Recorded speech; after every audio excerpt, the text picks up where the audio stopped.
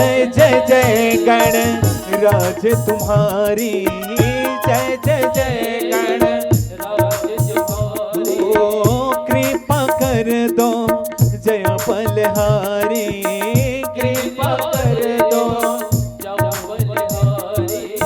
जय जय जय गणराज तुम्हारी, कृपा कर दो जय बलहारी।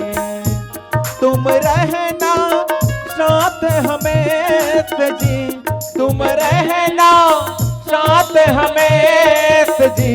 आओ अंगना पधारो श्री गणेश जी, आओ अंगना पधारो श्री गणेश, आओ अंगना पधारो श्री गणेश जी, आओ अंगना पधारो श्री गणेश।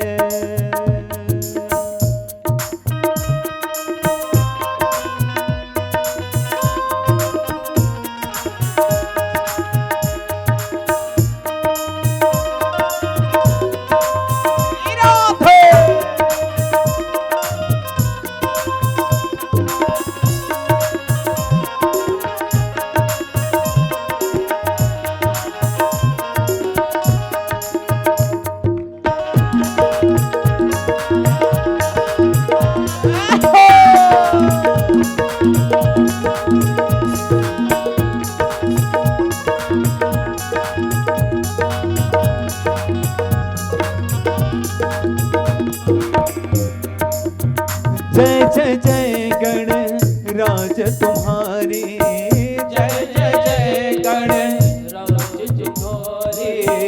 कृपा कर दो जय बलहारी, कृपा कर दो जय बलहारी।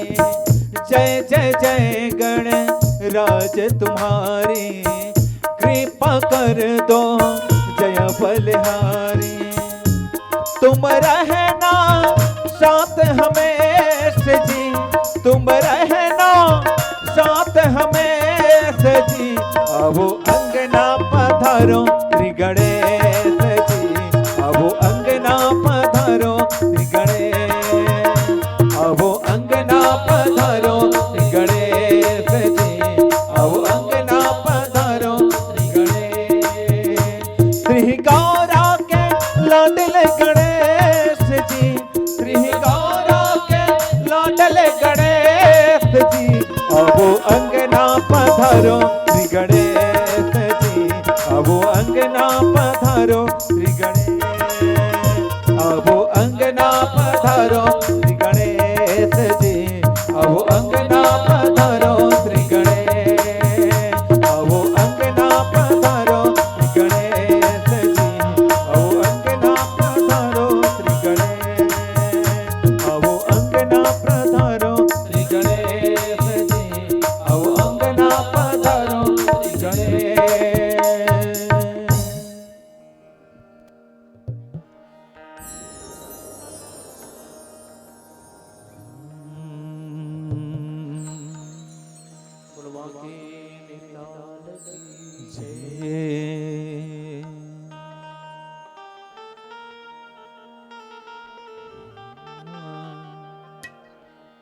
सजा दो घर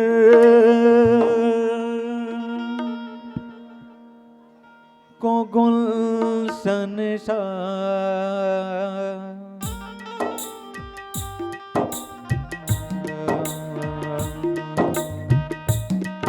सजा दो घर को गुलशन सा।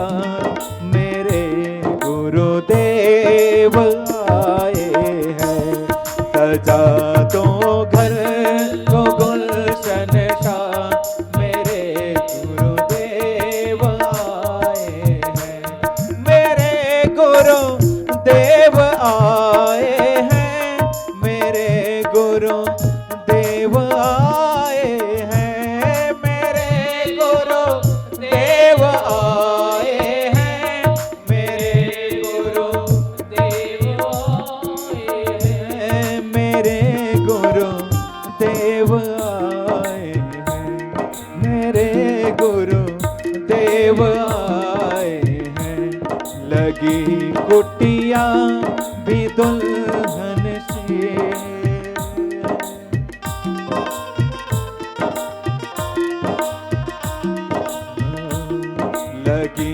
कुटिया भी दुल्हन सी मेरे गुरुदेव आए हैं।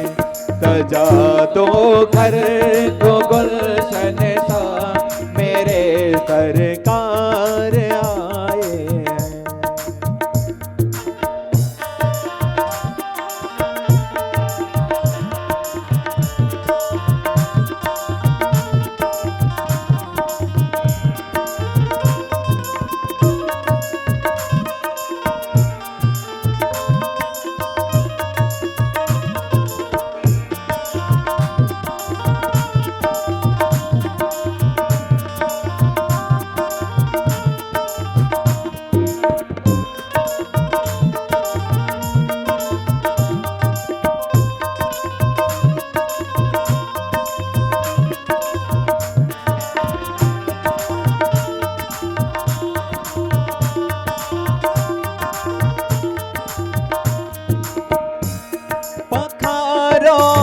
इनके चरणों को बहाकर प्रेम की गंगा पखारो।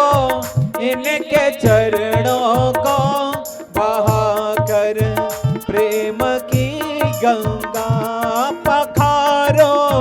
इनके चरणों को बहाकर प्रेम की गंगा पखारो।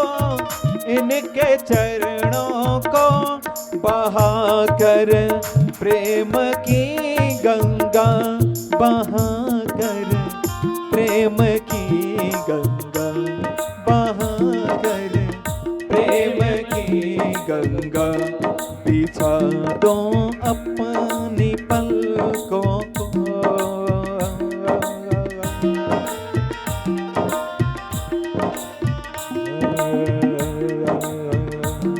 बिछा दो अपनी पलकों को मेरे गुरुदेव आए हैं। सजा दो घर को गुलशन सा मेरे गुरुदेव आए हैं। मेरे गुरुदेव आए हैं।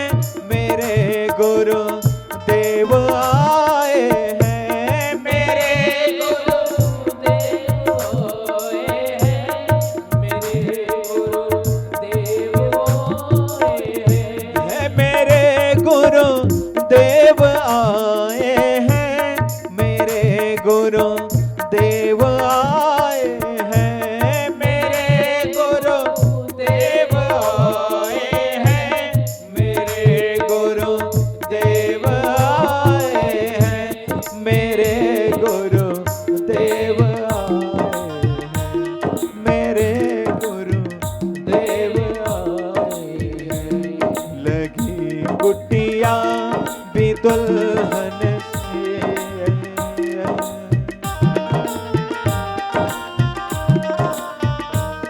लगी कुटिया भी दुल्हन से मेरे गुरुदेव आए हैं। सजा दो घर को गुलशन सा मेरे गुरुदेव आए हैं।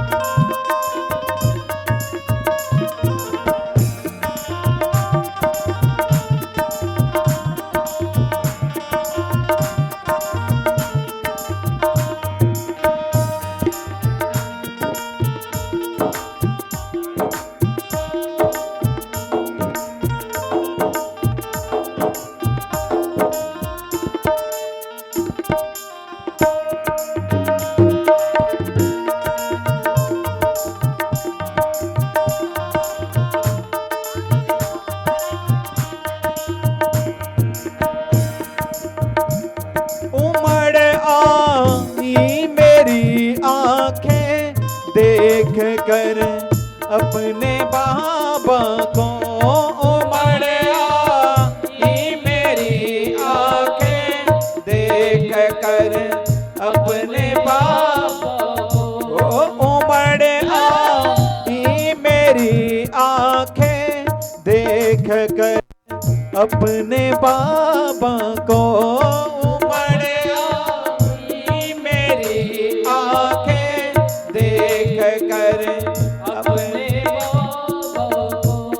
देख कर अपने बाबा को देख कर अपने बाबा को होई रोशन मेरी गलियां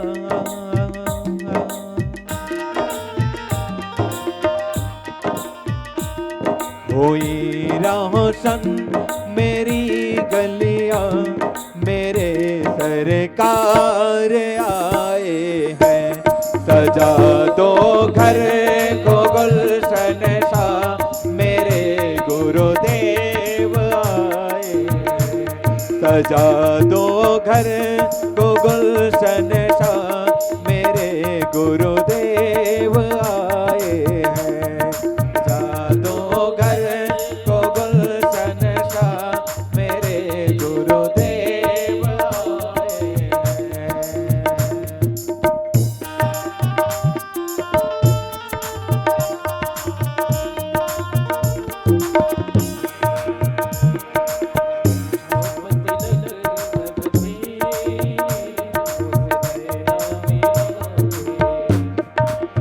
छाप तिलक सब छीन रे मुझे नैना मिला के छाप तिलक सब छीन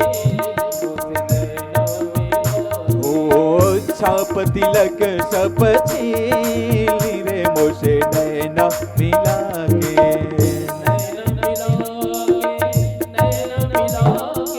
ओ नैना मिला के नैना मिला के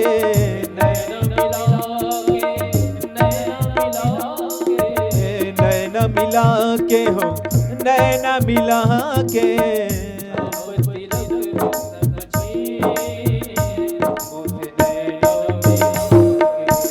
छाप तिलक सब छीन रे मोसे नैना मिला के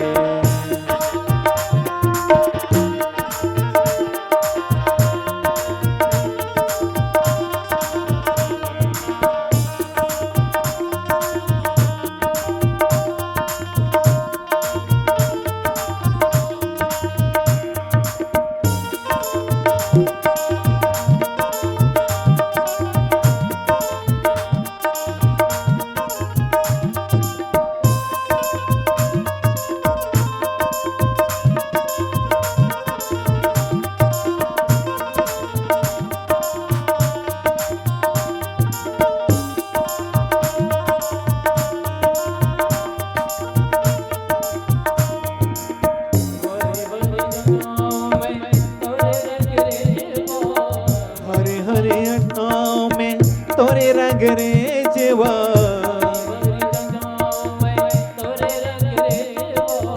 हरी हरी जटाओं में तोरे रंग रे जेवा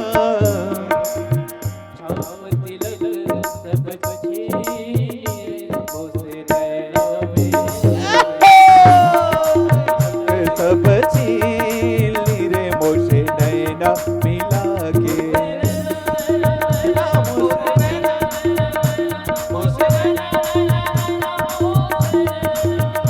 मोसे नैना नैना नैना मोसे नैना नैना नैना मोसे नैना नैना नैना मोसे नैना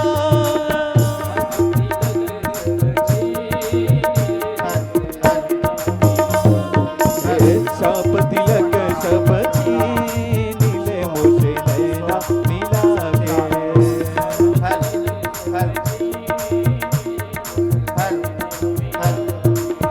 छाप तिलक सब छीन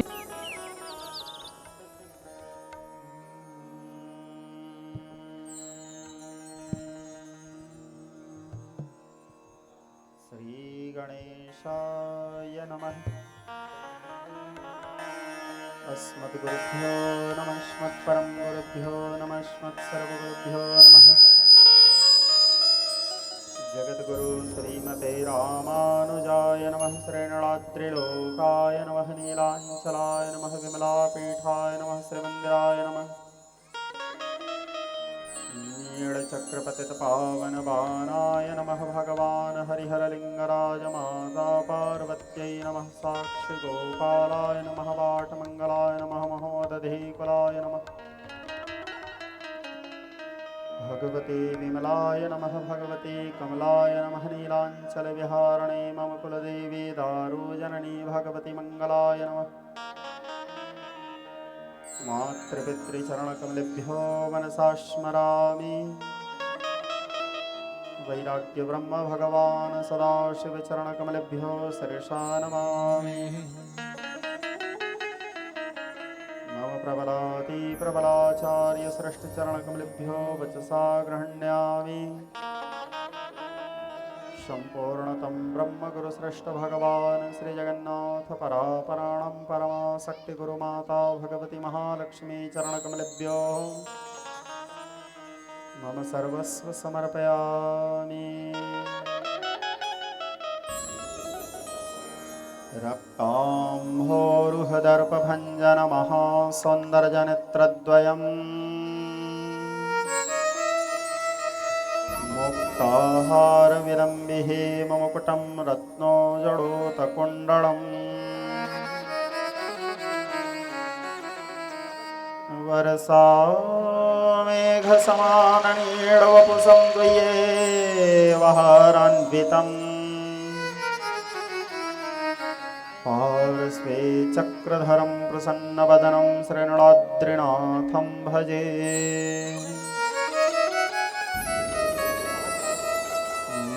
मन्नाथः जगन्नाथः मद्गुरु श्रीजगद्गुरुः मदात्मा सर्वभूतात्मा तस्मै श्रीगुरुवे नमः।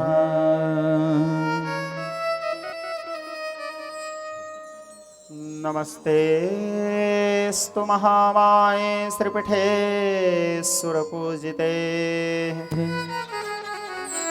शङ्खचक्रगदाहस्ते नारायणि नमस्तुते।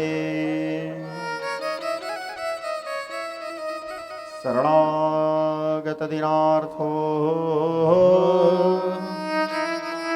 परित्राणो परायणे सर्वस्यार्ति हरे देवी नारायणी नमस्तुते।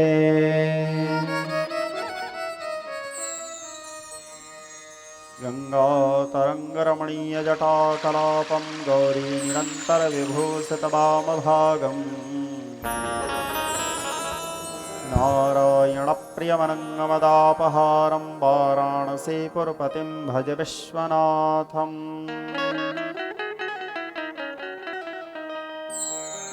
किरातहुणान्दपलिन्दपुलकसाभेरकङ्कालयवनखसादयाः ये ये चन्यदुपाश्रयाश्रया सिद्ध्यन्ति तस्मै प्रभविष्णवे नमः। मनोजवं मारुततुल्यवेगं जितेन्द्रियं बुद्धिमताङ्गवरिष्ठं वातात्मजवानरयूतमुख्यं श्रीरामदूतं शरणं प्रपद्ये। नारायणं नमस्कृत्यं नरं चैव नरोत्तमं देवीं सरस्वती व्यासं ततो जयमुदीरये।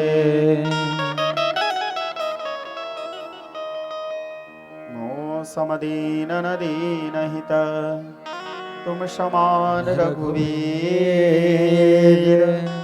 अस विचारि रघुवंशमणि हरं विषम भवपीर। तन मन धन अर्पण करूं तुम पर हे ब्रजराज।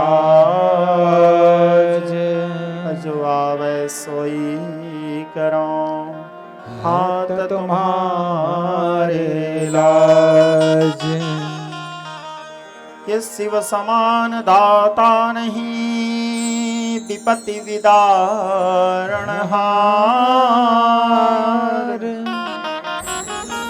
लज्जाओं रे राखिए वरदा के अश्वार बोले शंकर भगवान की जय। जगन्नाथ स्वामी की जय। श्रीमद्भागवत महापुराण की जय। व्यास जी महाराज की जय।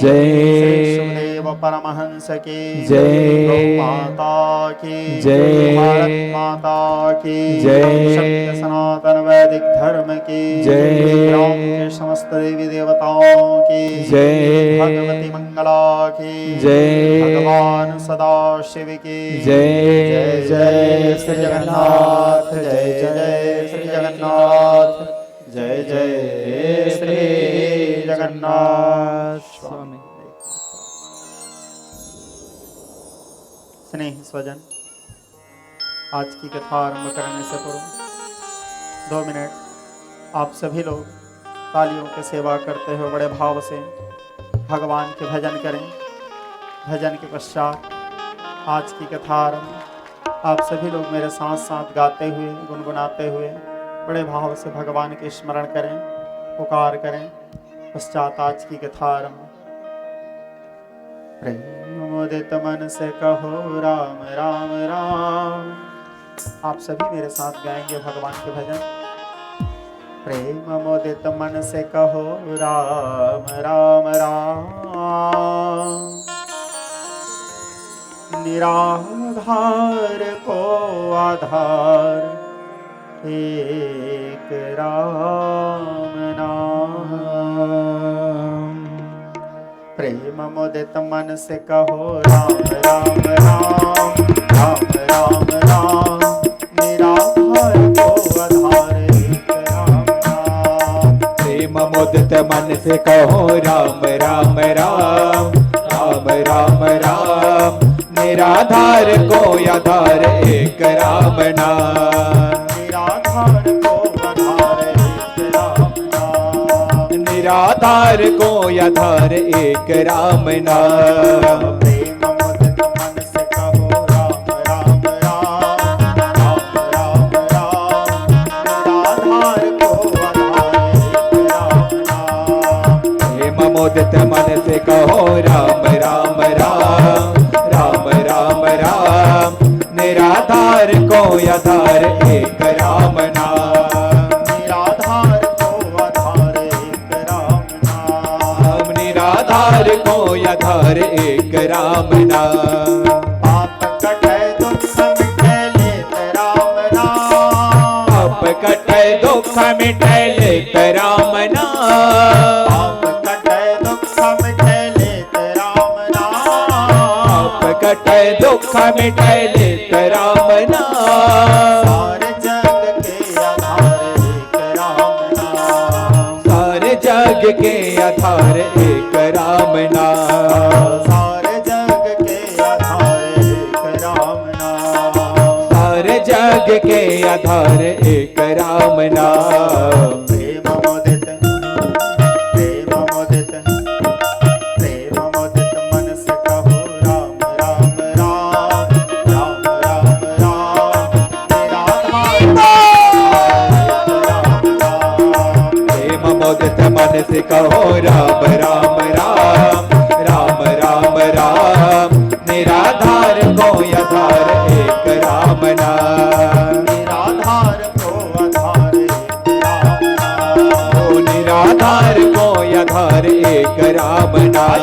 हरि बोल।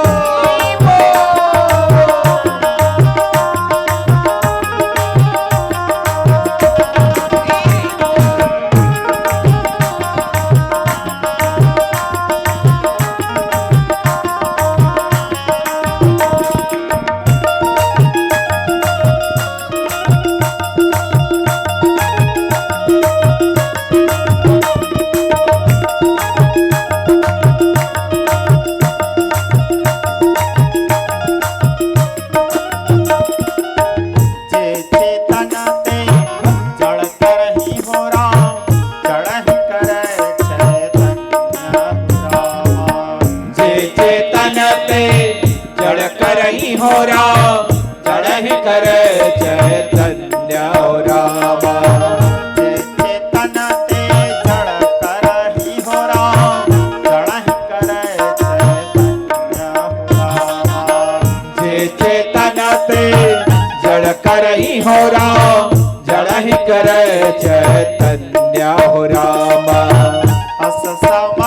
रखो नायक ही हो राम भजहि जीव सो धन्य हो राम।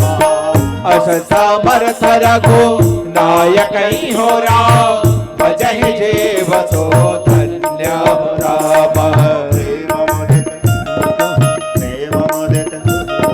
प्रेम मुदित मन से कहो राम राम राम राम राम राम निराधार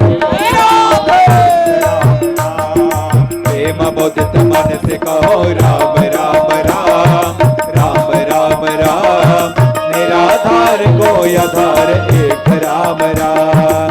निराधार को आधार एक राम नाम। निराधार को आधार एक राम नाम।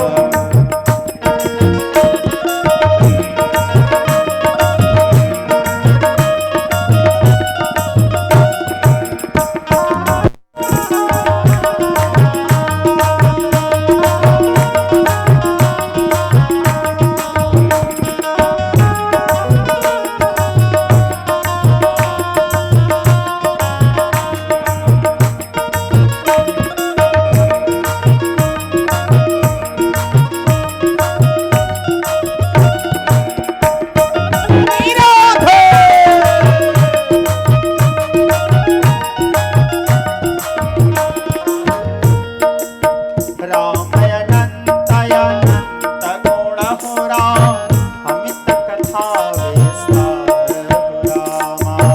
राम अनंत अनंत गुण हो राम अमित कथा विस्तार हो राम।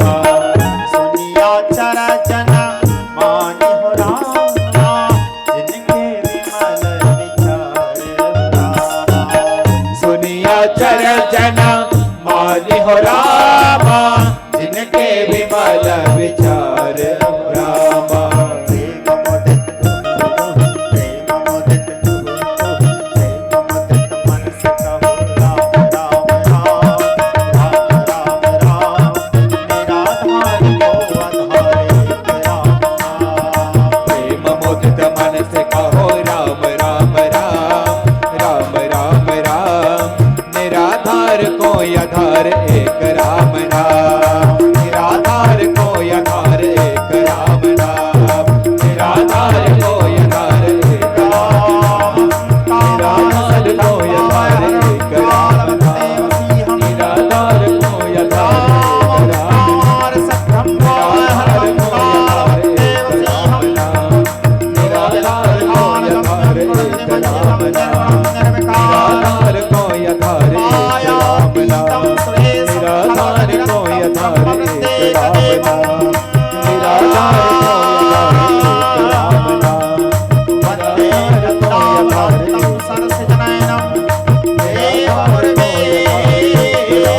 नाम। निराधार को आधार एक राम नाम। निराधार को आधार एक राम नाम। निराधार को आधार एक राम नाम। सदा शिव के आधार एक राम नाम। बोलिए पतित पावन भगवान की। जय। हमारे कथा के मुख्य आयोजक भाई हीरामन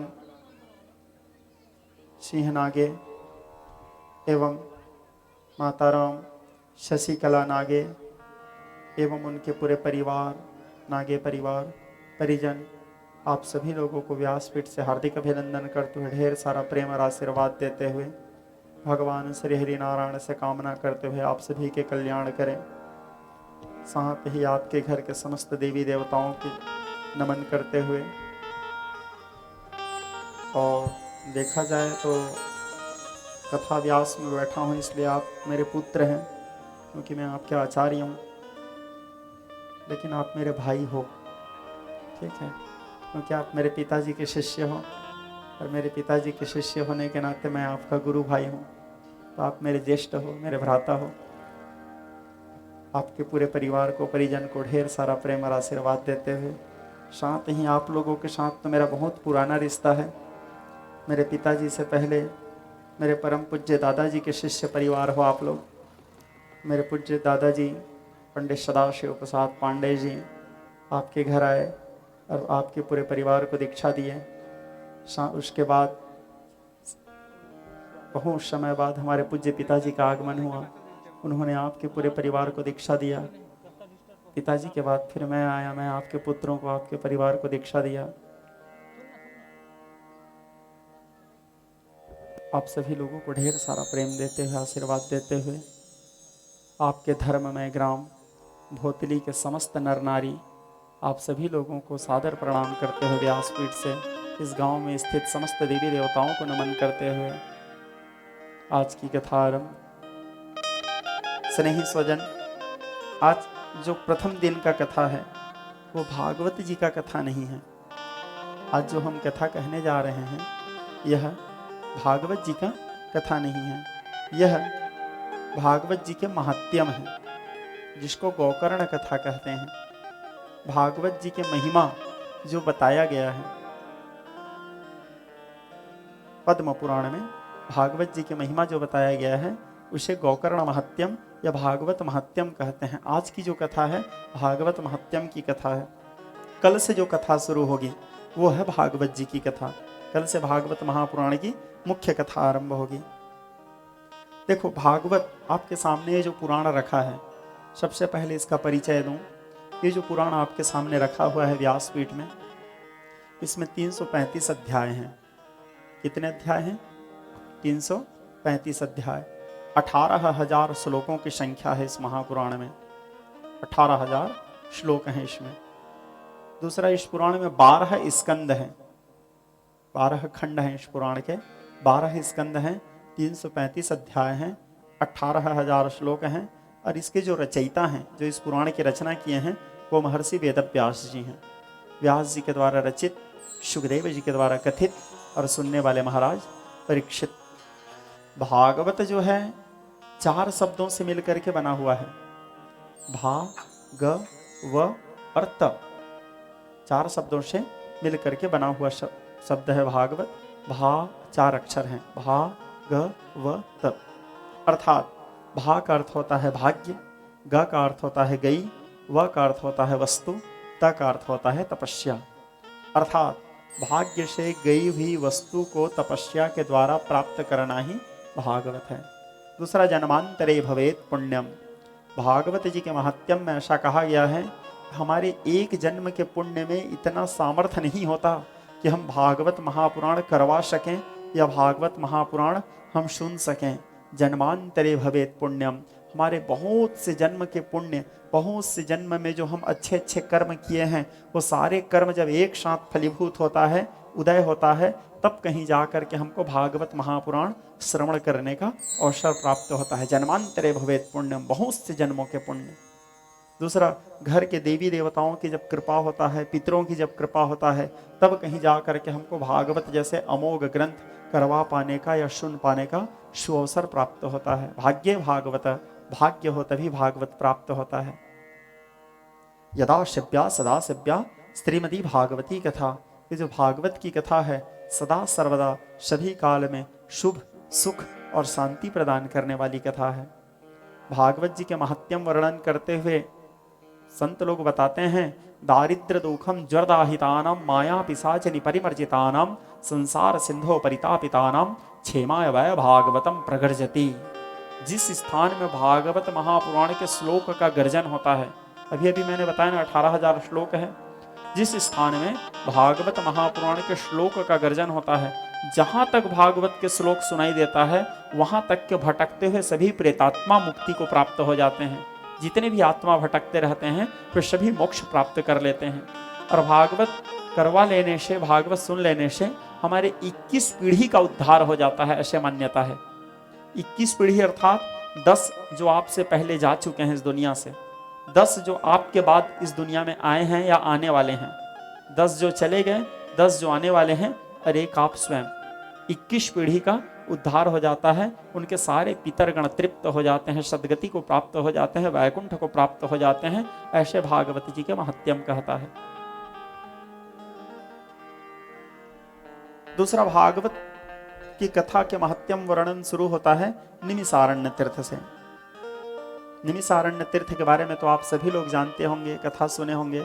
बहुत पुण्यमय तीर्थ है। कौन सा तीर्थ? निमिषारण्य तीर्थ। उसको नैमिषारण्य भी कहते हैं। एक बार उस नैमिषारण्य तीर्थ में बहुत से संत महात्मा लोग बैठे हुए थे, बहुत सारे संत महात्मा। कलयुग लग चुका था, कलयुग के प्रारंभिक काल की बात है। वो लोग विचार मंथन कर रहे थे, कलयुग लग चुका है, कलयुग में अनेक प्रकार के अनाचार होंगे, दुराचार होंगे, पापाचार होंगे। कलयुग के जो जीव होंगे अनेक प्रकार के पापों में ग्रसे रहेंगे, फंसे रहेंगे। उन जीवों का उद्धार कैसे हो, कलयुग के जीवों का कल्याण कैसे हो, सदगति कैसे प्राप्त करें, मुक्ति कैसे प्राप्त करें, भक्ति कैसे प्राप्त करें, ज्ञान और वैराग्य कैसे प्राप्त करें, कली के कलमश कैसे नाश हो। इस प्रकार विचार करके सब लोग वहां बैठ करके, जितने संत महात्मा थे, विचार मंथन कर रहे थे, चिंतन कर रहे थे। चिंतन करते समय अचानक वहां पर सूत जी महाराज का आगमन हुआ। अचानक वहां पर सूत जी महाराज पहुंचे। जैसे सूत जी महाराज पहुंचे, सूत जी महाराज को देख करके वहां जितने लोग उपस्थित थे सभी खड़े हो गए और सभी लोग खड़े होकर के सूत जी महाराज का अभिवादन किए, आदर किए। उनको व्यासपीठ में बिठाए, आदर से आदर दिए, उनके पादक प्रक्षालन किए। पाद प्रक्षालन करने के बाद हाथ जोड़ करके सूत जी महाराज से पूछे। कौन? सौनक आदि के ऋषि, वो बहुत सारे संत महात्मा लोग क्या पूछे? सूत सूत महाभागम बदिनो बदितांबरः।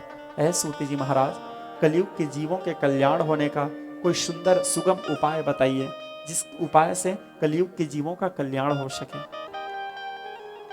भक्ति ज्ञान विराग्यातो विवेको वर्धते महन। भक्ति ज्ञान और वैराग्य को बढ़ाने वाली कोई सुंदर उपाय आप हमें बताइए। तब सूत जी महाराज शौनक आदि 88,000 ऋषियों से कहे कि हे ऋषियों, तुम लोगों ने बहुत उत्तम प्रश्न पूछा है। प्रीति सौनक हचिते, तुम लोगों के अंदर में नारायण जी के लिए बहुत सुंदर प्रीति है, बहुत सुंदर प्रेम है। जो तुम भगवान के बारे में जानने की जिज्ञासा रखे हो, भगवत कथा के बारे में जानने की जिज्ञासा रखे हो, ये जो तुम्हारा प्रश्न है, बहुजन हिताय बहुजन सुखाय, बहुत से लोगों के कल्याण के लिए है, बहुत से लोगों के सुख के लिए है। जैसे भगीरथ, गंगा को एक ही आदमी लेके आया था भगीरथ, लेकिन आज न जाने कितने पापी लोग जा जा करके गंगा जी में नहा करके अपने पाप धो के उद्धार हो रहे हैं। ठीक उसी प्रकार ये जो भगवान की कथा है, करवाता तो कोई एक है, लेकिन उसके माध्यम से न जाने कितने लोगों का उद्धार हो जाता है, कितने लोगों का कल्याण हो जाता है। ये है भागवत की कथा। तो सूत जी बोले, आज जो तुम लोगों ने प्रश्न किया है, इस प्रश्न के कारण न जाने कितने लोगों का उद्धार होगा। राम कथा में भगवान शंकर भी माता पार्वती से इस बात को बोले थे, बोले धन्य धन्य गिरिराज कुमारी, तुम समान नहीं को उपकारी। धन्य हो देवी तुम, क्योंकि तुम्हारे एक के प्रश्न करने के कारण न जाने कितने जनमानस का कल्याण होगा। पूछे रघुपति कथा प्रसंग, अधन्य लोक जग पावन गंगा। जनमानस का कल्याण होगा, जनमानस का उद्धार होगा। ये जो भागवत की कथा है, बहुजन हिताय बहुजन सुखाय, सर्वजन हिताय सर्वजन सुखाय, ये भागवत का मूल संकल्प है। तो आज जो तुम लोगों ने प्रश्न किया है, एक दिन की बात है। सावधानम त्वया शृणु, सावधान होकर सुनो। मैं तुम्हें भक्ति ज्ञान और वैराग्य बढ़ाने वाली जो प्रश्न पूछे हो, कलयुग के जीवों के उद्धार कैसे हो, कलयुग में सबसे सुंदर साधन क्या है, साधन धाम मोक्ष कर द्वारा, उस उपाय को तुम्हें कहता हूं, उसे मन लगा करके सुनो।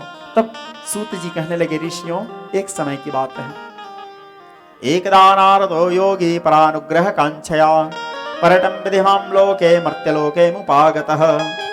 एक दिन की बात है, नारद जी परोपकार की इच्छा को लेके तीनों लोकों में घूमते घूमते इस मृत्यु लोक में आए, धरती लोक में।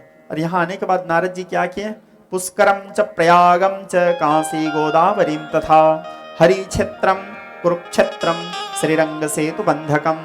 कुरुक्षेत्र, हरिक्षेत्र, जितने भी तीर्थ हैं इस पृथ्वी में, सारे तीर्थों में भ्रमण करने लगे, सारे तीर्थों में घूमने लगे। और घूमते घूमते नारद जी आखिरी में पहुंचे कहाँ, वृंदावन। यत्र लीला हरर्भते, जिस वृंदावन में आनंद कंद ब्रज कृष्ण चंद्र भगवान श्री कृष्ण प्रभु लीला मंचन के काम किए थे, ऐसे श्रीधाम वृंदावन में नारद जी पहुंचे। नारद जी पहुंचने के बाद भगवान बांके बिहारी के दर्शन किए।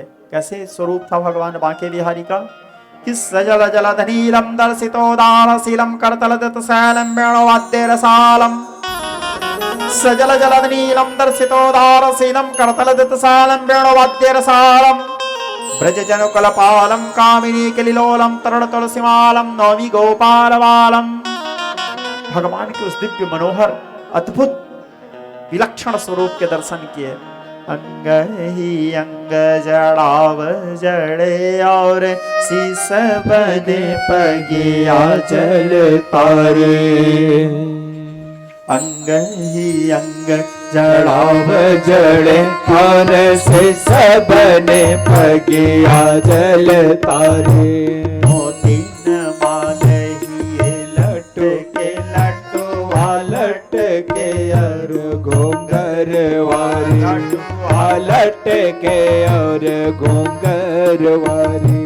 पूरब पुंजन तेरस खान ये सांवले सूरत नैना निहारे।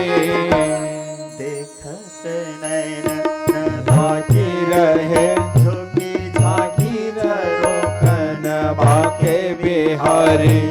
देखत नैन झाके रहे झुके झाके रोकन बाके बिहारी। नारद जी भगवान कृष्ण के उस दिव्य स्वरूप मनोहर स्वरूप के दर्शन किए और दर्शन करने के बाद नारद जी वृंदावन से निकल रहे थे। निकलते निकलते अचानक नारद जी एक दृश्य देखे। सूत जी बता रहे हैं सौनकादिक ऋषियों को, क्या दृश्य देखे? एक नव यौवन संपन्न दिव्य सुंदरी बैठी हुई थी और उसके सामने में दो बूढ़े बूढ़े पुरुष लोग सोए हुए थे। एक दिव्य सुंदरी बैठी हुई थी, रो रही थी बैठ के, जवान स्त्री, और उसके सामने दो बूढ़े पुरुष सोए हुए थे। नारद जी उन दोनों बूढ़े पुरुष को सोए हुए देखे, उस युवती को बैठ के रोते देखे। फिर नारद जी विचार किए, जबरदस्ती में बीच में क्यों जाऊं, किसी के घर के मामला है। इस प्रकार विचार करके नारद जी वहां से निकलने लगे किनारे से।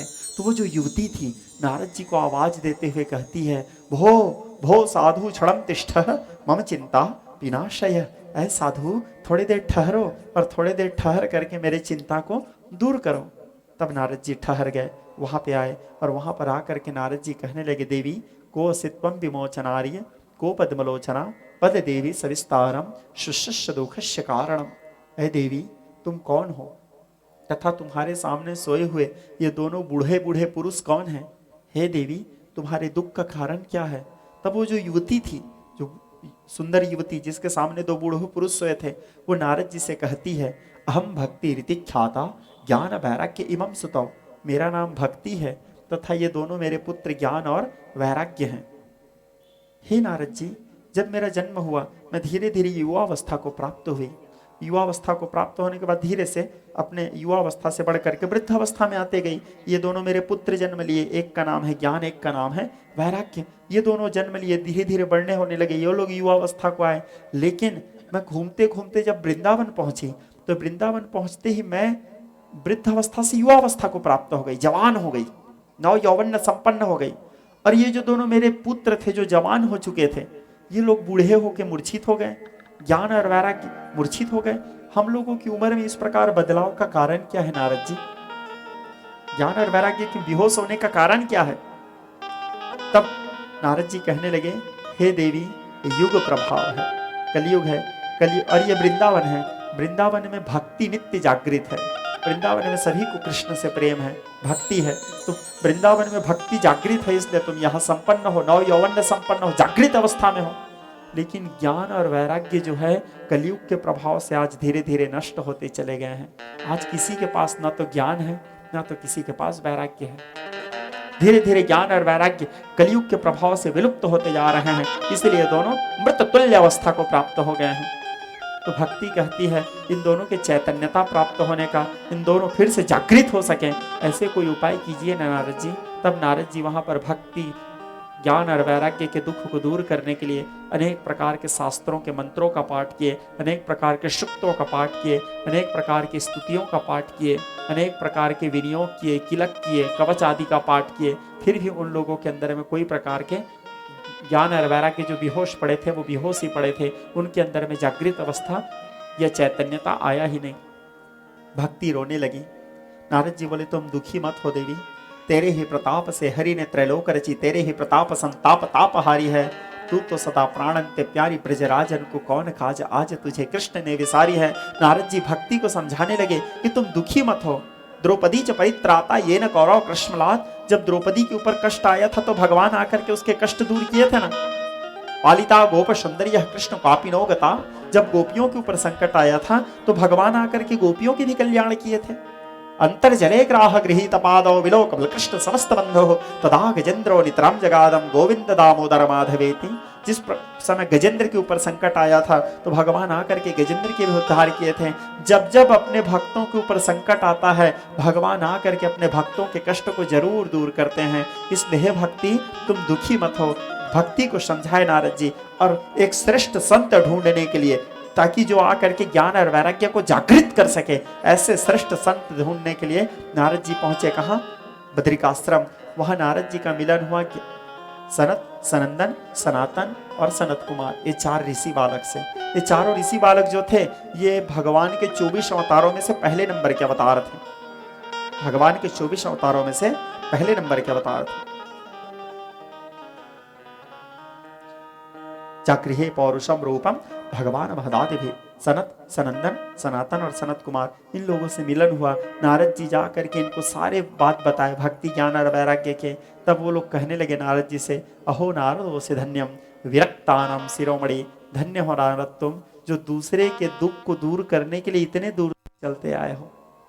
व्यक्ति तो यहाँ दूसरे को दुख देने के लिए क्या क्या नहीं करता, लेकिन तुम अपने लिए ही नहीं दूसरे के दुख को दूर करने के लिए इतने दूर चलते आए हो। तुम धन्य हो नारद, सच्चा साधु हो तुम जो दूसरे के उपकार के बारे में सोचते हो। गोस्वामी तुलसीदास जी भी इस बात को लिखते हैं मानस में, पर उपकार वचन मन काया, पर उपकार वचन मन काया, पर उपकार वचन मन काया, पर उपकार वचन मन काया।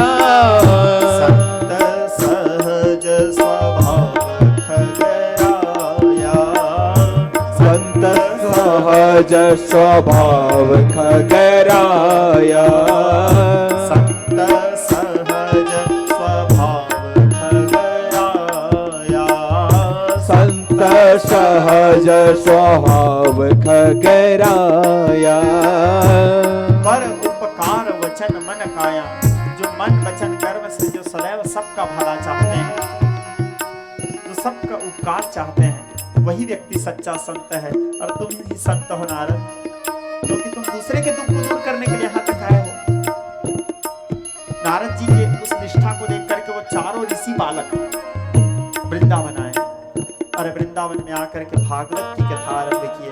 सुबह शुरू हुआ भागवत जी की कथा, क्योंकि ये जो भागवत की कथा है ये धर्म ग्रंथ, ये मुक्ति पंथ धर्म ग्रंथ है, मुक्ति प्रदान करने वाली है, भक्ति को बढ़ाने वाली, भक्ति को बढ़ाने वाली। ये धर्म ग्रंथ है, मुक्ति पंथ है, भक्ति को बढ़ाने वाले, भक्ति को बढ़ाने वाले। तो ये जो भागवत की कथा है शुरू हुआ, जैसे पहला दिन हुआ वो ज्ञान और वैराग्य जो बेहोश थे उनके हाथ पैर हिलने लगे। दूसरा दिन हुआ उन लोगों के शरीर चंचल होने लगा। तीसरे दिन वो लोग जागृत होने लगे। चौथे दिन उन लोग उठ के बैठ गए। पांचवें दिन उनके शरीर हिष्ट पुष्ट होने लगा। छठवें दिन वो लोग पूर्ण स्वस्थ हो गए। सातवें दिन वो लोग खड़े होकर के नृत्य करने लगे। 7 दिवसीय होता है भागवत की कथा, सप्ताह यज्ञ कहा गया है भागवत। वो तो 9 दिन हम अपने सुविधा के लिए करते हैं, ताकि एक दिन कलश यात्रा, महात्म्यम और आखिरी दिन गीता का प्रवचन और हवन आदि करें बोलते। लेकिन जो मेन जैसे अभी मैं आपको बोला, कथा कल से शुरू होगी भागवत का। भागवत की जो मुख्य कथा होती है वो 7 दिन की ही होती है। तो जागृत हुए, चैतन्यता को प्राप्त हुए और वो दोनों खड़े होकर के नृत्य करने लगे। साथ में भक्ति तो पुष्ट थी ही, भक्ति में नृत्य करने लगी। अर्थात इस कथा को बताने का तात्पर्य सूत जी सौनकादिक ऋषि को ये बता रहे हैं कि जहाँ पर भागवत की कथा होती है भक्ति तो जागृत रहती ही है। 9 दिन तक कथा होगी, तो ज्ञान भी जागृत होगा, ज्ञान होगा तो वैराग्य उत्पन्न होगा। अर्थात भागवत की कथा जो है भक्ति ज्ञान विराग्यातो विवेको वर्धते महन्, भक्ति ज्ञान और वैराग्य तीनों को बढ़ाने वाली कथा है। भक्ति ज्ञान वैराग्य तीनों पुष्ट हो जाते हैं, तीनों जागृत हो जाते हैं भागवत की कथा सुनने से। जब सूत जी इस प्रकार बताए तो शौनक आदि ऋषि सूत जी से फिर एक प्रश्न किए। कहने लगे, सूत जी ये तो हम समझ गए कि भागवत की कथा भक्ति ज्ञान वैराग्य को बढ़ाने वाली तो है ही, अब आप कृपा करके ये बताओ, क्या कोई व्यक्ति यदि घोर पाप किया है तो पापियों को भी पाप से तारती है क्या भागवत? तो सूत जी बोले, हाँ, भागवत की कथा जो है घोर से घोर पापियों का भी उद्धार कर देती है। बोले, का तो उदाहरण? बोले, एक क्या, बहुत से उदाहरण है। बोले, व्यक्ति जितना भी पाप कर ले, यदि वो भागवत जी के आश्रय में आता है, भागवत जी को स्वीकार करता है, शरणागति, एको अपि कृष्ण कृत प्रणामः, क्योंकि भगवान ने गीता में कहा है, सर्वधर्मान परित्यज्य माम एकम शरणं व्रज अहं त्वा सर्व पापेभ्यो मोक्षयिष्यामि मा शुच। जो एकमात्र मेरे शरण में आ जाते हैं, जो मेरे शरणागति को स्वीकार कर देते हैं, उनको मैं सभी पापों से मुक्त कर देता हूँ। ये भागवत जो है भगवान कृष्ण के शरण तक पहुंचाने वाली साधन है। तो बोले, एक आध उपाय बताओ, एक आध दृष्टांत बताओ, क्योंकि बिना दृष्टांत के सिद्धांत समझ नहीं आता। दृष्टांत यानी एक कहानी, सिद्धांत यानी मेन बात, सार बात। तो सूत जी बोले, ऋषियों, बहुत पुराने समय की एक बात है। पुराने समय में एक आत्मदेव नाम करके ब्राह्मण रहते थे। एक पंडित जी थे, उस पंडित जी का नाम क्या था? आत्मदेव। कथा ध्यान से समझना, समझना है तो फिर पूछना, फिर समझाऊंगा। पुराने समय में एक पंडित जी थे, उनका नाम था आत्मदेव। बड़े कर्मकांडी ब्राह्मण थे, मंत्र वक्ता थे, सुंदर सुंदर वेद मंत्रों का पाठ करते थे, भीख मांगते थे, क्योंकि ब्राह्मण का तो कार्य है शिक्षा देकर के भिक्षा प्राप्त करना। भीख मांगते थे और भीख में उनको जो भी धन प्राप्त होता था उसी धन से वो अपने जीविकोपार्जन करते थे, शिक्षा देकर भिक्षा लेते थे। एक दिन की बात है, वह ब्राह्मण की एक पत्नी थी, उसका नाम था धुंधली। वो ब्राह्मण को पूरे गांव वाले सम्मान करते थे, इतने अच्छे थे, सब उनको प्रणाम महाराज आदर करते थे, सम्मान देते थे। वो आत्मदेव जितने अच्छे पंडित थे, उसकी पत्नी उतनी दुष्ट थी। कई बार भगवान जोड़ी ठीक नहीं देते। आत्मदेव जितने अच्छे पंडित थे, उसकी पत्नी उतनी दुष्ट थी। उसके पत्नी का नाम था धुंधली। वो मुंह खोलती थी तो गलत बात करती थी, दिन भर लड़ाई करने वाली, कर्कश वाणी बोलने वाली, कठोर वाणी बोलने वाली। आत्मदेव अपने पत्नी से दुखी था। एक दिन की बात है, आत्मदेव अकेला बैठा हुआ था, सोचने लगा। आत्मदेव, हालांकि सब प्रकार से उसके जीवन में सुख तो था ही, लेकिन आत्मदेव के जीवन में सबसे बड़ा दुख यह था कि उसके यहाँ कोई संतान नहीं थे। संतान नहीं होना भी एक व्यक्ति के जीवन के लिए बहुत बड़ा दुख होता है श्रोता समाज, क्योंकि अपुत्रस्य गृहम शून्यम दिशा शून्यश्च बांधवः मूर्खस्य हृदयम शून्यम सर्वशून्यम दरिद्रता। बिना पुत्र के घर सूना होता है। पुत्र नहीं होगा तो माता और पिता का पिंडदान कौन करेगा, उनका श्राद्ध कौन करेगा, उनको अग्नि कौन देगा, उनके अस्थि को गंगा जी में विसर्जन कौन करेगा, महानदी में विसर्जन कौन करेगा, तर्पण कौन करेगा। इसलिए अपुत्रस्य गतिर्नास्ति, बिना पुत्र के गति प्राप्त नहीं होता, ऐसा कहा गया है। तो जीवन में एक पुत्र होना आवश्यक है, जो माता और पिता को पुम नाम नरकेति उद्धार हेति पुत्रः, जो माता और पिता को पुम नाम के नरक से उद्धार करे। तो आत्मदेव बड़े दुखी थे, क्योंकि उसके यहाँ कोई संतान नहीं थे। एक दिन आत्मदेव भटकते भटकते जंगल की ओर चले गए। जंगल में जाते जाते अचानक आत्मदेव देखे कि जंगल में एक साधु एक पेड़ के नीचे में बैठ करके सुंदर माला जाप कर रहे थे। साधु को देखे तो आत्मदेव उसके पास गए, उनके चरणों में प्रणाम किए। चरणों में प्रणाम करके उस साधु से कहने लगे आत्मदेव कि हे महात्मा, मेरे यहाँ कोई संतान नहीं है, कृपा करके मेरे घर एक संतान दे दो। तो वो जो महात्मा थे, वो जो साधु थे, वो जो संत थे, आत्मदेव के माथा के रेखा को देखे और उसके ललाट के रेखा को देख के कहते हैं कि पुत्र सप्त जन्म कृतम पुत्रम नैवच नैवच। एक जन्म क्या, तुम्हारा भाग्य रेखा तो बता रहा है कि तुम्हारे भाग्य में 7 जन्म तक कोई पुत्र नहीं है। जब आत्मदेव सुने, रोने लगे, चिल्ला चिल्ला के, चिक्कार मार के, दहाड़ मार के रोने लगे। 7 जन्म तक बांझ का दुख। आत्मदेव उस साधु के पैरों के सामने अपने सर पटक पटक के रोने लगे। तो साधु का जो मन था पिघल गया। दूसरे, क्योंकि साधु कौन है? जो दूसरों को दुखी देख के दुखी हो जाए, जो दूसरों को सुखी देख के सुखी हो जाए, वही साधु है। आत्मदेव कि उस दुख को देख करके साधु का मन पिघल गया। पिघलने के बाद वो साधु क्या किया, एक फल उठाया और उस फल को उठा करके आत्मदेव को दिया। बोले एक काम कर बेटा, इस फल को जा करके तू अपने पत्नी को खिला देना। इस फल को खाते ही तेरे पत्नी गर्भवती हो जाएगी और तू सुंदर सुयोग्य पुत्र को के पिता बन जाएगा।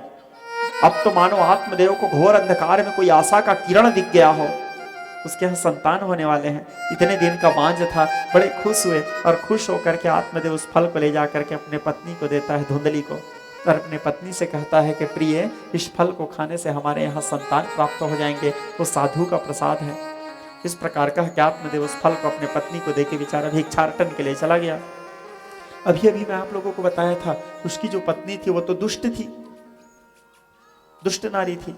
तो उसकी जो पत्नी थी क्या करती है, उस विचार करती है, नैवम भक्षिता इदम फलम, इस फल को मैं नहीं खाऊंगी, इस फल को खाऊंगी तो मेरा पेट बढ़ेगा, पेट बढ़ेगा तो मेरा भोजन कम हो जाएगा, मेरी सुंदरता घट जाएगा, फिर प्रसव होगा तो बच्चे को जन्म देने में मेरे को कितना तकलीफ होगा, उसके बाद बच्चे के लालन पालन में मेरे को तकलीफ होगा, इससे अच्छा इस फल को मैं नहीं खाऊंगी। इस प्रकार विचार करके उस फल को अपने घर के गाय को खिला देते हैं।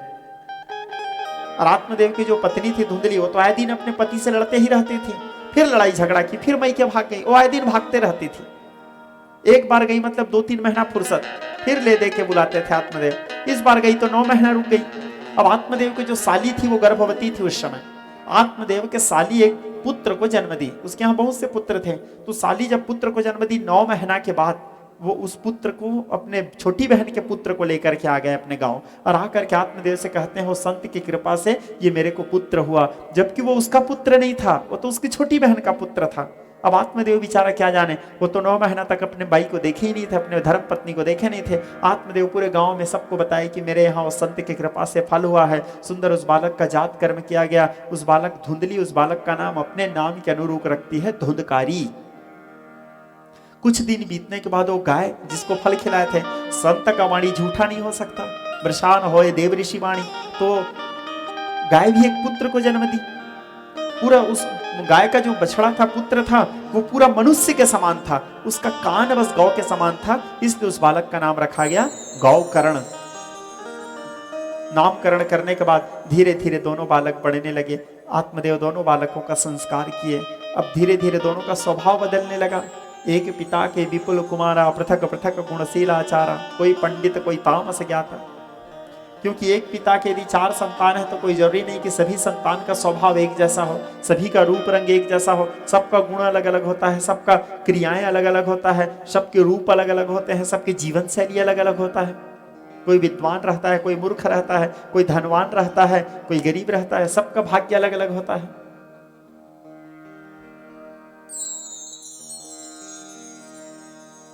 तो धुंधकारी बचपना से ही दुष्ट स्वभाव था उसका। छोटे छोटे बच्चों को ले जाकर के किसी के भी घर के बच्चे को नदी में बहा देता था, पहाड़ों की गुफाओं में डाल के पत्थर ढक देता था, छोटे छोटे बच्चों को मारता था, अपने माँ को पीटता था। और गोकर्ण बचपना से भगवान की भक्ति करने लगा था। गोकर्ण जी के बचपना से ही एक ही सिद्धांत था,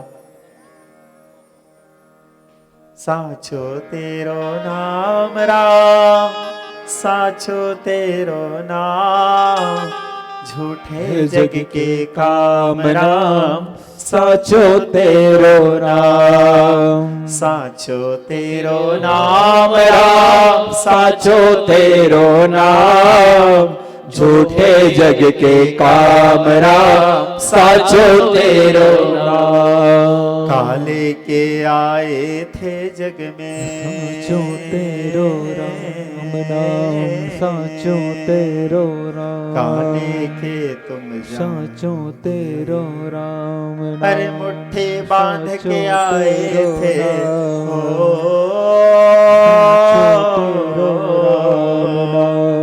मुट्ठी बांध के आए थे और हाथ पसारे जाओगे,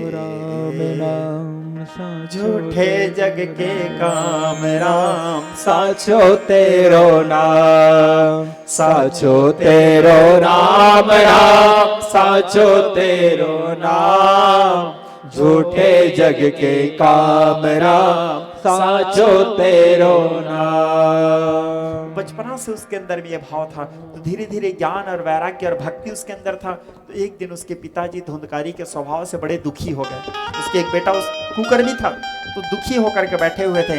तो गोकर्ण जी आए और गोकर्ण जी आकर के अपने पिता आत्मदेव को समझाने लगे कि पिताजी आप दुखी क्यों होते हो, आप अपने बारे में सोचो।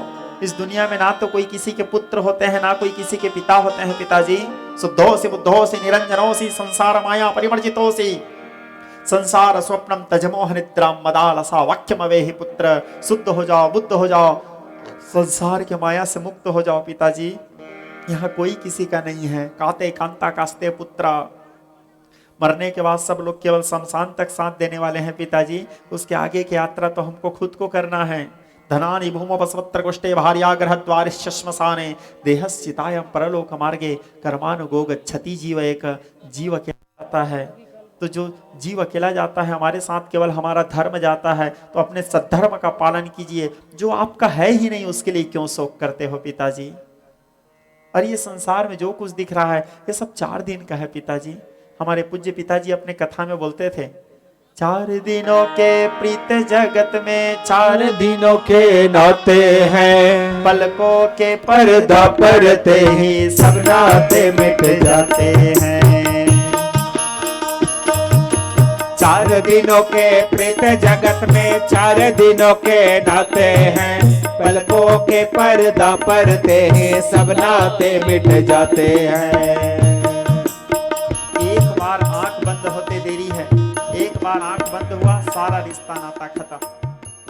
उसके बाद ना तो पिता रहता है, ना तो पति रहता है, ना भाई रहता है, केवल डेड बॉडी रहता है, वो शव, सारा रिश्ता खत्म आंख बंद होते ही। 4 दिनों के प्रीत जगत में 4 दिनों के नाते हैं, पलकों के पर्दा परते ही सब नाते मिट जाते हैं। घर के स्वामी के जाने पर घर के शुद्ध कराते हैं, पिंड दान कर प्रेतात्मा से अपना पिंड छुड़ाते हैं। गोकर्ण जी अपने पिता आत्मदेव को समझाते हुए कहने लगे, पिताजी जिन पर रक्त बहाया जल सम वही जल में बहाते हैं, जिनके चिंता चिता में तो जलता वही चिता में जलाते हैं। गोकर्ण जी समझाते हुए कहे, पिताजी जिस पुत्र के चिंता में दिन और रात आप जलते हैं वही पुत्र एक दिन आपको चिता में जलाएगा।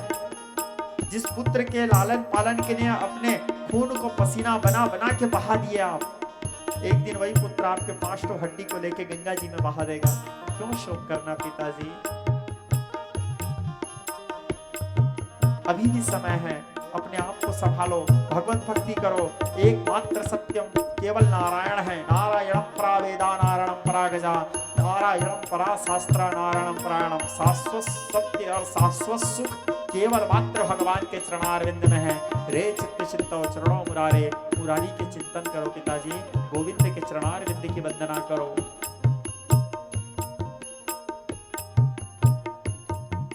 तब आत्मदेव के अंदर में ज्ञान का अंकुरण स्फुटित हुआ, और ज्ञान के अंकुरण स्फुटित होने के बाद आत्मदेव घर द्वार छोड़ करके फिर निकल गए, और निकल करके जंगल के मार्ग में जाकर के भगवत भक्ति करते हुए मोक्ष के अधिकारी हुए। अब आत्मदेव के न रहने पर धुंधकारी और स्वतंत्र हो गया। धुंधकारी क्या करता था, अपने माँ को पीटता था। बोले मेरे पिताजी का गाड़ा हुआ हंडा कहाँ है, बता, धन कहाँ है। उसके माँ को रोज पीटता था। अब वो बेचारा आत्मदेव गरीब ब्राह्मण भीख मांग के जीवन यापन करता था, कहाँ से हंडा गाड़ेगा। उसके माँ हताश होकर अपने बेटा से वो भी कुएं में कूद के मर गई। धुंधकारी देखा कि अब घर में माँ भी नहीं, पिता भी नहीं, तो धुंधकारी तो और स्वतंत्र हो गया। और स्वतंत्र होकर के धुंधकारी क्या करता है, उस जब स्वतंत्र हो गया तो 5 वेश्याओं को ला करके अपने घर में रख लिया और वेश्यावृत्ति करने लगा। तेन वेश्या कुसंगेनम पित्तम वित्तम तुरधनासेनम। 5 वेश्या, रूप रस शब्द स्पर्श गंध, 5 वेश्या के साथ दिन भर रमण करने लगा, व्यभिचार करने लगा, व्यभिचारी हो गया। गोकर्ण जी विचार किए, माँ भी नहीं, पिता भी नहीं, और ऐसे पापी आदमी के साथ रहने से क्या फायदा। जाके प्रिय न राम वैदेही तजिए ताहि कोटि बैरी सम यद्यपि परम स्नेही। जिस व्यक्ति के अंदर यदि राम जी के लिए प्रेम नहीं है, ऐसे व्यक्ति के मुंह देखने में भी पाप है। इस प्रकार विचार करके गोकर्ण जी अपने घर को छोड़ करके तीर्थाटन के लिए निकल गए। कई तीर्थों का भ्रमण किए गोकर्ण जी। वो तो साधु के समान स्वभाव था, संत थे, महात्मा थे, जोगी थे गोकर्ण जी। एक दिन की बात है, वो 5 वैश्या लोग मन में विचार किए, जितना धन हमको लूटना था हम तो लूट लिए, कहीं हमारे राजा को पता चल गया कि हम इससे धन लूट रहे हैं तो राजा तो हमको मरवा देगा। तो एक काम करते हैं, हम इसको मार देते हैं। वैश्या कभी किसी एक के तो नहीं होती, वो तो नया नया ग्राहक देखती है। तो रात को धुंधकारी सोया हुआ था, उसके गले में पास डाल दिए। जैसे धुंधकारी चिल्लाया तो धधकते हुए अंगार को उसके मुंह में डाल दिए। तड़पते हुए धुंधकारी मर जाता है। एक तो पापी, दूसरा आधा उम्र में मरा था, अकाल मृत्यु। उसका आत्मा भटकने लगा, यहाँ वहां उसके आत्मा भटकने लगा, प्रेत योनि को प्राप्त हुआ। उसको जल पानी के लिए तरसने लगा। वो गोकर्ण जी को पता चला कि मेरा भाई मर गया है, तो गोकर्ण जी उस समय गया जी में थे। गया जी में अपने भाई के लिए श्राद्ध कर दिए, पिंड दान कर दिए। और जिस जिस तीर्थ में जाते थे सब तीर्थ में अपने भाई के नाम से पानी दे देते थे, पिंड दे देते थे। घूमते फिरते गोकर्ण जी फिर अपने गाँव आए।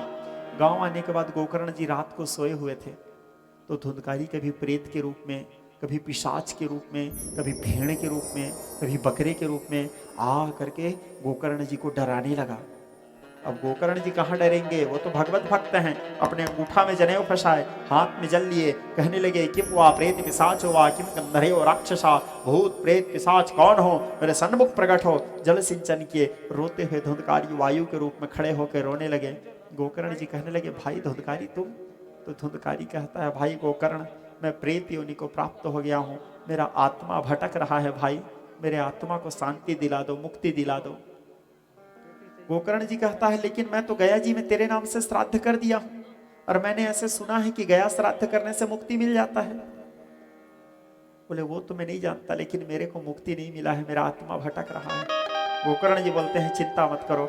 दूसरे दिन सुबह सुबह की बात है, गोकर्ण जी ब्रह्म मुहूर्त में उठते थे, गायत्री तर्पण आदि के सूर्य नारायण को जल देने लगे। यही सूर्य सहस्त्रांशो तेजरासो जगत्पते प्रणम्य अनुकंपया गृहाण घमे दिवाकरः, आदित्यं प्रथमं नामं द्वितीयं दिवाकरं तृतीयं भास्करं प्रोक्तं चतुर्थं प्रभाकरं पंचमं षष्ठायो षष्ठचलोचमं सप्तमं हरिश्चंद्राष्टमं विभावसो नामं दिनकरं प्रोक्तं दशमं द्वादशात्मकम् एकादशो त्रयमूर्ते द्वादशं सूर्येव च। सूर्य नारायण को अर्घ दिए, सूर्य नमस्कार किए और सूर्य से प्रार्थना करके सूर्य के रथ की गति को रोक दिए। सूर्य नारायण बोले क्या बात है बेटा गोकर्ण, क्या हुआ, क्यों मेरे गति को रोके हो?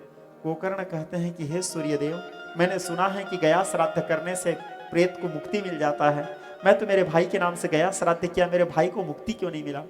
तब सूर्य नारायण कहते हैं, सूर्य भगवान क्या कहते हैं कि बेटा गोकर्ण, गया श्राद्धम सतर्नापि नचर मुक्तिर भविष्यति।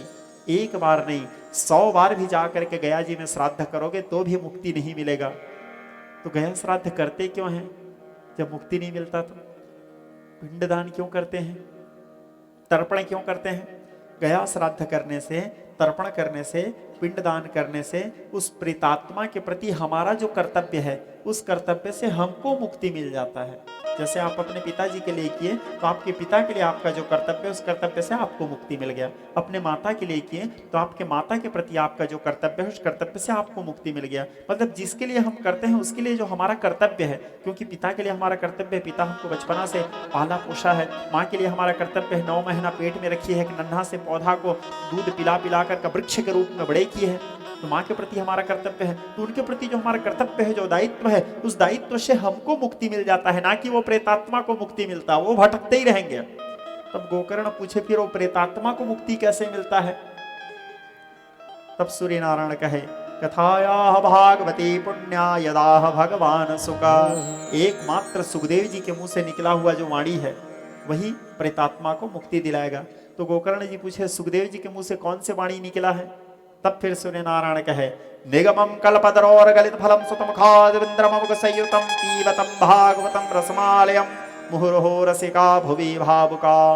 आगम और निगम रूपी कल्प वृक्ष का फल श्रीमद् भागवत महापुराण, एकमात्र भागवत ही है जो प्रेतात्मा को मुक्ति दिला सकती है। धन्या यहाँ भागवती वार्ता प्रेत पीड़ा विनाशिनी। हमारे 21 पीढ़ी का उद्धार कर देती है भागवत की कथा। भागवत जो है सारे पितरों का उद्धार कर देती है, सारे प्रेतात्माओं का उद्धार कर देती है, सारे भटकते हुए आत्माओं का उद्धार कर देती है, जीवात्मा का भी उद्धार कर देती है, जो चले गए उसका भी और जो नहीं गए हैं, जो सुन रहे हैं बैठ के, उसका भी उद्धार कर देती है भागवत। भोग और मोक्ष प्रदान करने वाली कथा है भागवत की कथा। तब गोकर्ण जी अपने गांव में सुंदर भागवत महापुराण के आयोजन किए। आयोजन करने के बाद वहां पर एक 7 गांठ वाला बांस था, जिसमें 7 गांठ थे। उसमें वायु के रूप में आकर के धुंधकारी प्रेत के रूप में विराजमान हो गया। एक दिन में 1 गांठ फूटता था, दूसरे दिन में दूसरा गांठ फूटता था, तीसरे दिन में तीसरा गांठ फूटता था। ऐसे करते करते 7 दिन में 7 गांठ फटा और स्वर्ग से एक दिव्य विमान आता है। उस दिव्य विमान में भगवान विष्णु के 2 पार्षद थे। उसमें धुंधकारी को बिठा करके, धुंधकारी भी दिव्य रूप ले लिया भागवत सुनने से, देवतुल्य देवताओं के समान रूप ले करके उस विमान में बैठने लगा, वो प्रेत वैकुंठ जाने के लिए।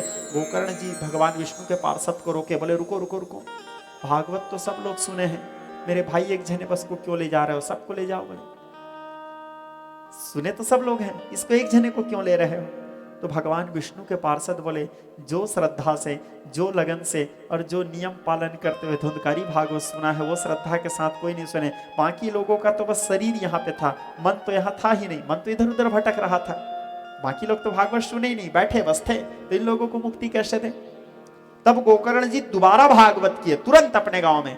दोबारा फिर उस गांव में जितने लोग थे सभी वही निष्ठा, वही भक्ति, वही प्रेम, वही श्रद्धा, जो धुंधकारी सुना था वैसे श्रद्धा के साथ सुने। तब वैकुंठ से एक बड़ा सा विमान लेके आए और उस बड़ा सा विमान में गांव के प्रत्येक लोगों को बिठाए, सारे प्रेतात्माओं को बिठाए, सारे जीवात्माओं को बिठाए और सदैव वैकुंठ ले गए।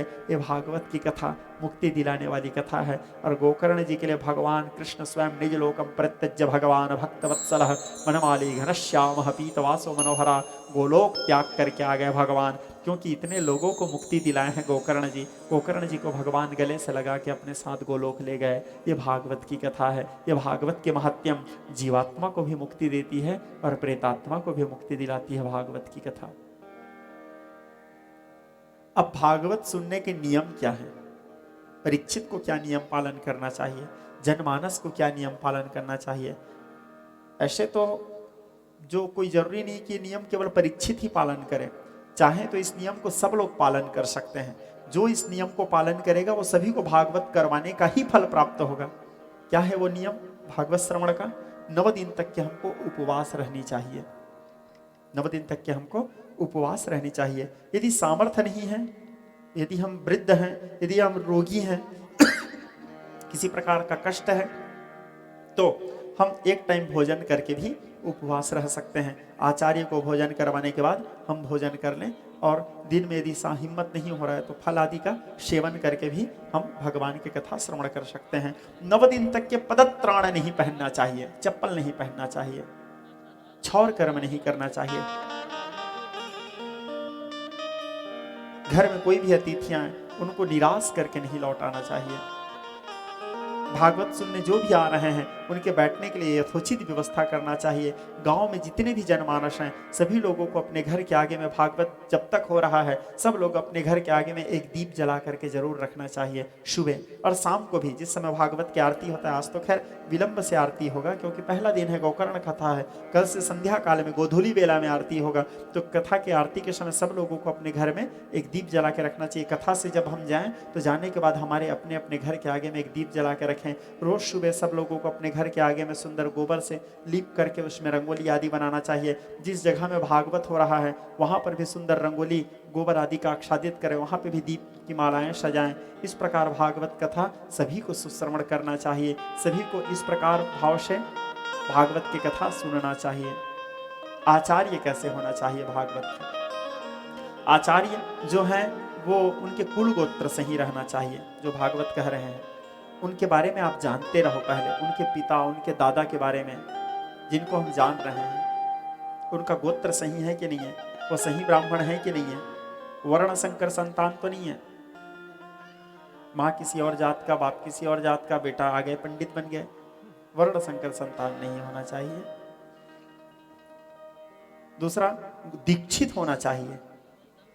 जिसको आप भागवत के गद्दी में बिठा रहे हैं उसके गुरु भी होना चाहिए।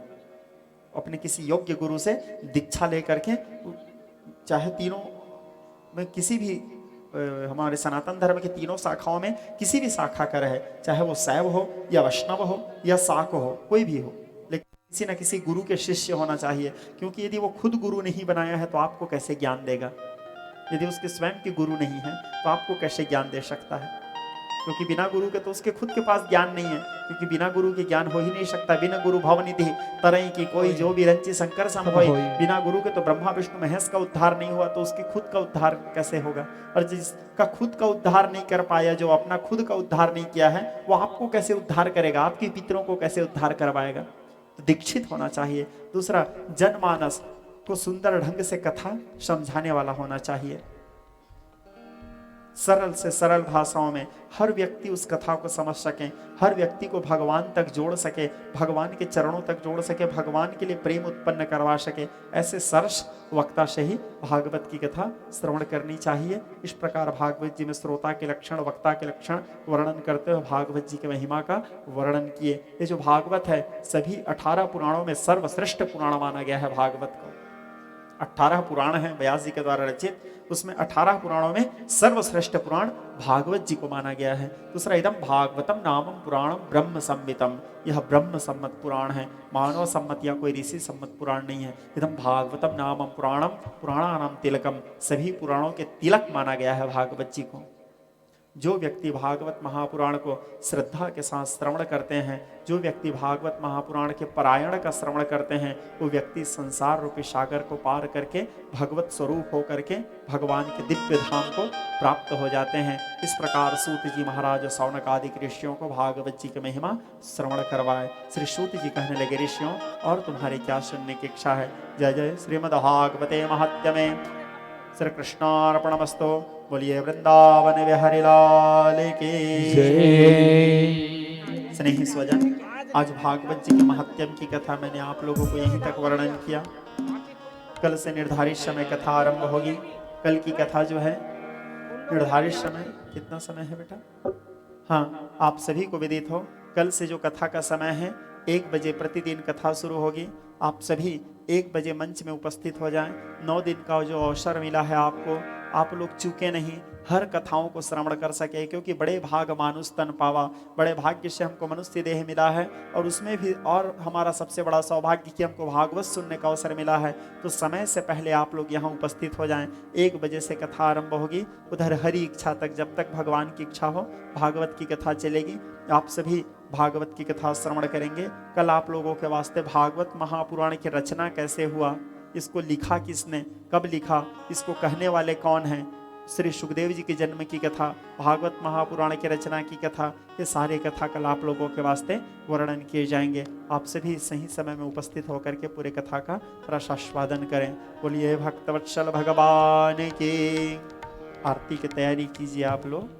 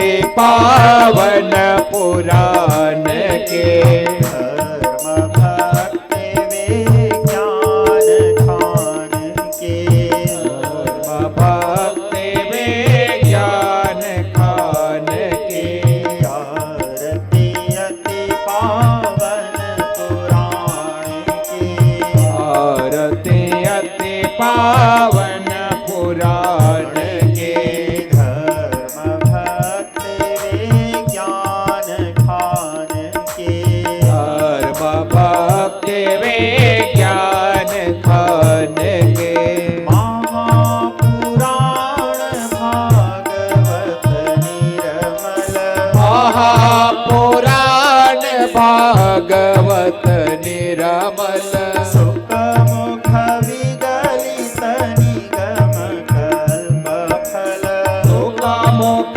विगलित कल्प फल परमानंद सुधार समय फल परमानंद सुधार समय फल दारति रसयते निधान के आरती अति पावन पुराण के धर्म भक्ति विज्ञान खान के धर्म भक्ति विज्ञान खान के परमहंस मुनि मन उल्लासिनी परमहंस मुनि मन उल्लासिनी रसिका हृदय रस रास विलासिनी रसिका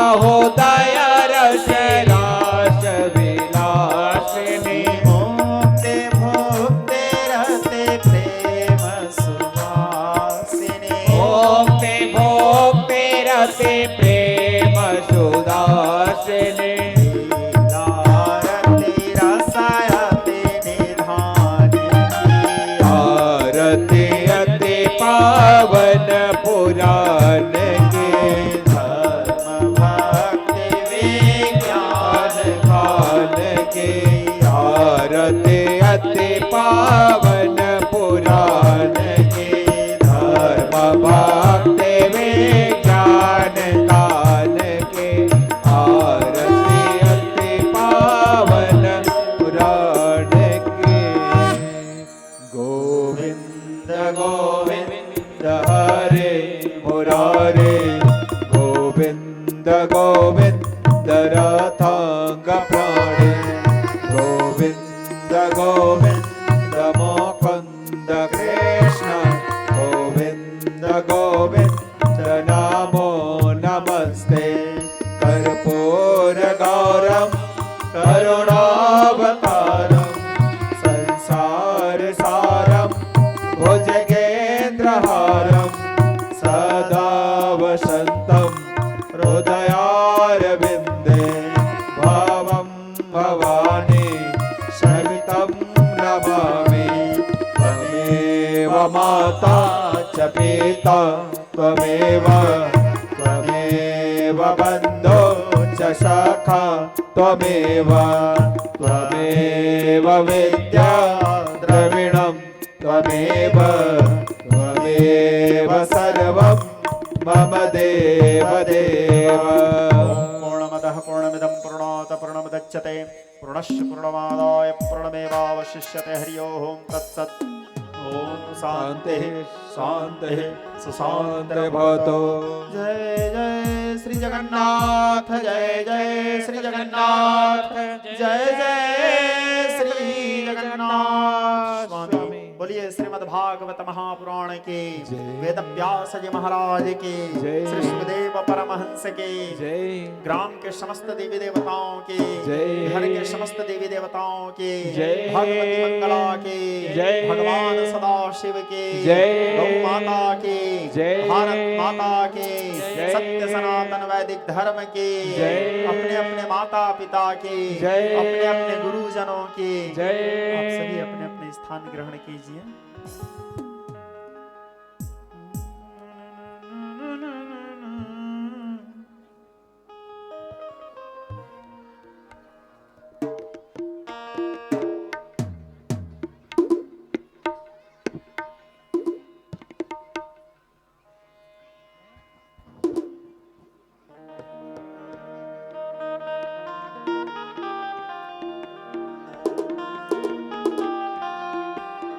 स्नेही स्वजन, कथा के अंतिम चरण में 2 मिनट आप सभी लोग मेरे साथ गाते हुए झूमते हुए भगवान के कीर्तन करें। कीर्तन के पश्चात आज की कथा विश्राम आप सभी लोग मेरे साथ साथ गाएंगे बड़े भाव से। बोलिए पतित पावन भगवान की जय। हरे कृष्णा कृष्णा कृष्णा हरे हरे, हरे राम राम राम हरे हरे। हरे कृष्णा कृष्णा कृष्णा हरे हरे, हरे राम राम राम हरे हरे। हरे कृष्णा कृष्णा कृष्णा हरे हरे, हरे राम राम राम हरे हरे। हरे कृष्णा कृष्णा कृष्णा हरे हरे, हरे राम राम राम हरे हरे। हरे कृष्णा कृष्णा कृष्णा हरे हरे, हरे राम राम राम हरे हरे।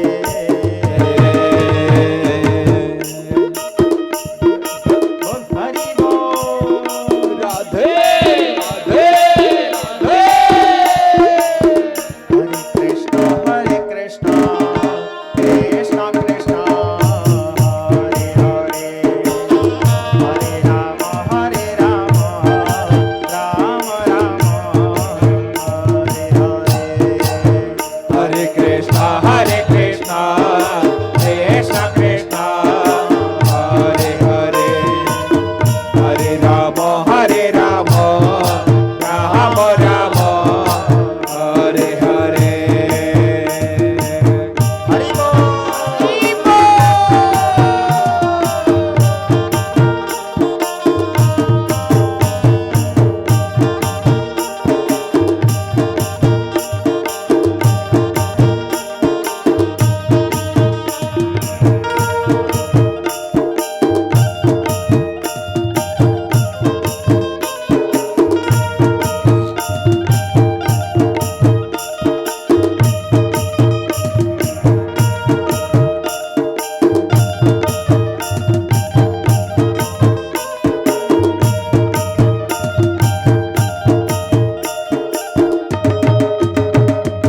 हरे कृष्णा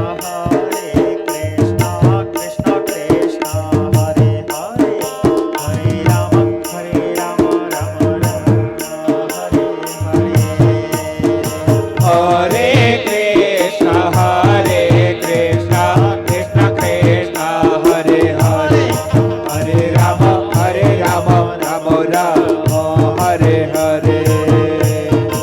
हरे कृष्णा कृष्णा कृष्णा हरे हरे, हरे राम राम राम हरे हरे।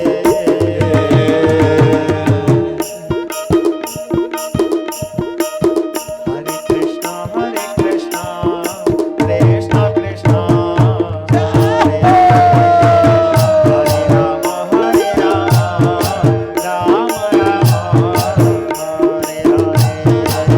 हरे कृष्णा कृष्णा कृष्णा हरे हरे, हरे राम राम राम हरे हरे। हरि बोल।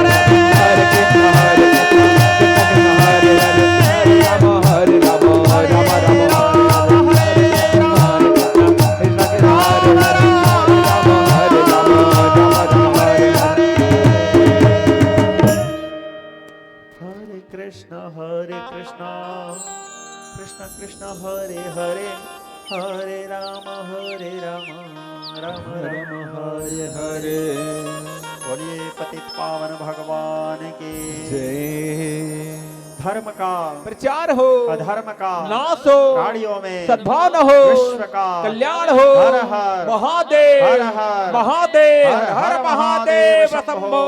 बोल कालिया, बोल कालिया।